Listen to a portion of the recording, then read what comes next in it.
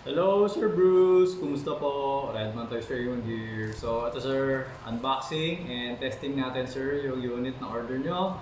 The Umarex Glock 17 Gen 5 Airsoft Gas Blowback Pistol. Okay, so licensed unit by Glock. Official product of Glock. Okay? As usual, pag medyo mahirap buksan, okay, so yan. Unit. So, ayan. Alisin ko lang yung magazine. Okay, removing the magazine. So, yan yung unit. Okay, so, yan yung mga markings, no? Same sa real Glock 70. Okay? Alright. So, ito yung magazine. Ayan. Same sa real Glock. Okay. So, meron siya kasamang yung pang-adjust sa hop-up, okay? And itong dalawa, manual and precautions paper. Okay, so, anyway, ayan. Okay.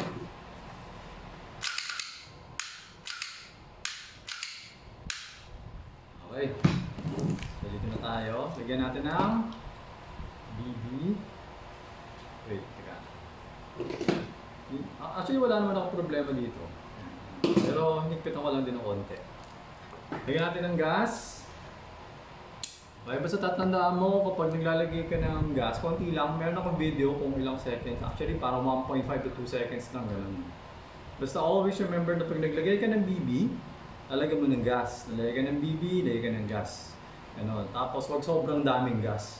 Yung sakto lang, parang ubus mo lang yung bala. Para every time, sabay ka na naglalagay. Kasi hindi mo malalaman kung puno na eh. Hindi kasi maganda kapag napupuno, yung talagang punong-puno. Sa loob kasi wala laman to eh, parang tanke to eh. Empty to eh, no?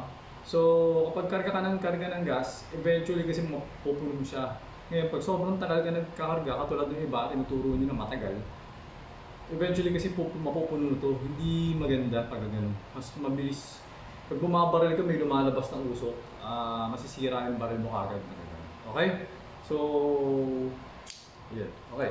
So ngayon, lalagyan na natin ng BB. Okay?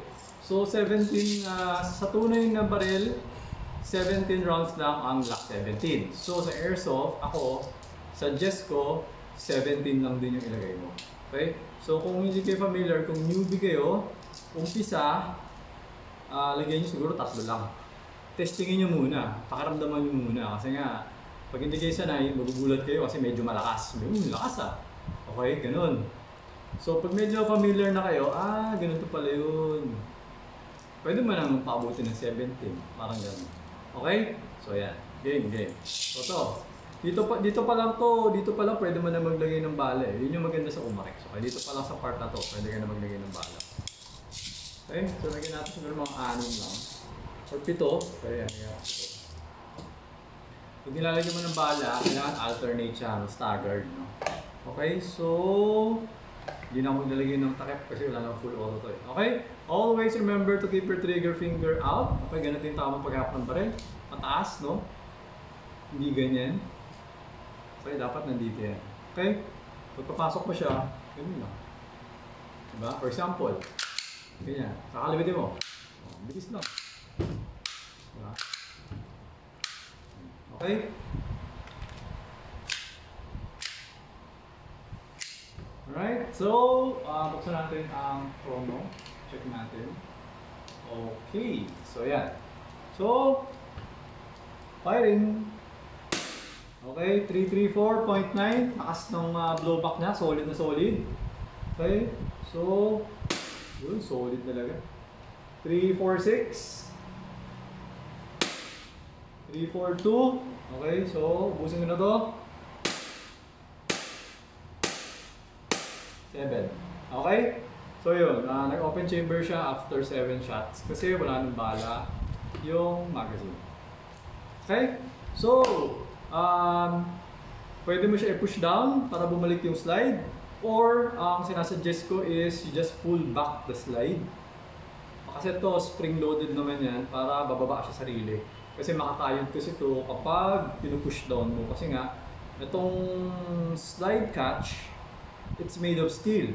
Tapos itong slide, although it's metal, it's parang softer metal. It's made of zinc alloy lang siya. Parang yung mga die-cast card. So tendency, kakayurin niya yan. So susunod, hindi na siya mag-open chamber.